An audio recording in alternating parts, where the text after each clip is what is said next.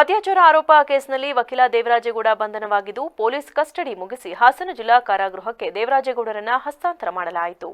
ಈ ವೇಳೆ ಮಾತನಾಡಿದ ಅವರು, ಸ್ವಲ್ಪ ದಿನಗಳಲ್ಲಿ ಸತ್ಯ ಹೊರಬರುತ್ತದೆ ಎಂದು ಹೊಸ ಬಾಂಬ್ ಸಿಡಿಸಿದ್ದಾರೆ. ನಾನು ಸತ್ಯ ಧರ್ಮದ ಪರ ಹೋರಾಟ ಮಾಡುವ ನಾಯಕ. ಯಾವ ಷಡ್ಯಂತ್ರ ಇದ್ದರೂ ಏನು ಮಾಡಲು ಆಗಲ್ಲ.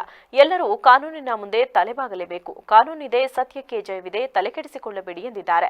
ಇನ್ನು ವಕೀಲ ದೇವರಾಜೇಗೌಡರನ್ನ ಚಿತ್ರದುರ್ಗದ ಹಿರಿಯೂರು ಬಳಿ ವಶಕ್ಕೆ ಪಡೆಯಲಾಗಿದ್ದು, ಬಳಿಕ ವಿಚಾರಣೆ ನಡೆಸಿ ಮೇ 11ರಂದು 14 ದಿನ ನ್ಯಾಯಾಂಗ ಬಂಧನಕ್ಕೆ ನೀಡಿ ಹಾಸನ ಜಿಲ್ಲೆಯ ಹೊಳೆನರಸೀಪುರ ಜೆಎಂಎಫ್ಸಿ ಕೋರ್ಟ್ ಆದೇಶಿಸಿತ್ತು. ನಂತರ ಪೊಲೀಸರು ಹೆಚ್ಚಿನ ವಿಚಾರಣೆಗಾಗಿ 4 ದಿನ ಕಸ್ಟಡಿಗೆ ಅನುಮತಿ ಪಡೆದಿದ್ರು. ಸೋಮವಾರದಿಂದ ಪೊಲೀಸ್ ಕಸ್ಟಡಿಯಲ್ಲಿದ್ದ ಆರೋಪಿ ದೇವರಾಜೇಗೌಡರ ವಿಚಾರಣೆ ಮುಕ್ತಾಯ ಹಿನ್ನೆಲೆ ಮೇ 17 ಕೋರ್ಟ್ಗೆ ಹಾಜರುಪಡಿಸಲಾಗಿತ್ತು. ಇನ್ನು ಮೇ 24ರವರೆಗೂ ಜೆಎಂಎಫ್ಸಿ ಕೋರ್ಟ್ ನ್ಯಾಯಾಂಗ ಬಂಧನಕ್ಕೆ ನೀಡಿದ್ದು, ಇಂದು ದೇವರಾಜೇಗೌಡರ ಪರ ವಕೀಲರು ಜಾಮೀನಿಗೆ ಅರ್ಜಿ ಸಲ್ಲಿಸಿದ್ದಾರೆ.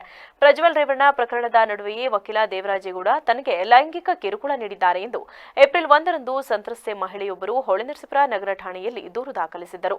ಇದೇ ದೂರಿನ ಆಧಾರದ ಮೇಲೆ ಪೊಲೀಸರು ದೇವರಾಜೇಗೌಡರ ಬೆನ್ನು ಬಿದ್ದಿದ್ದರು. ಬಳಿಕ ದೇವರಾಜೇಗೌಡರ ಮೊಬೈಲ್ ಟ್ರ್ಯಾಪ್ ಮಾಡಿ ಪೊಲೀಸರು ಬಂಧಿಸಲು ಮುಂದಾಗಿದ್ದರು.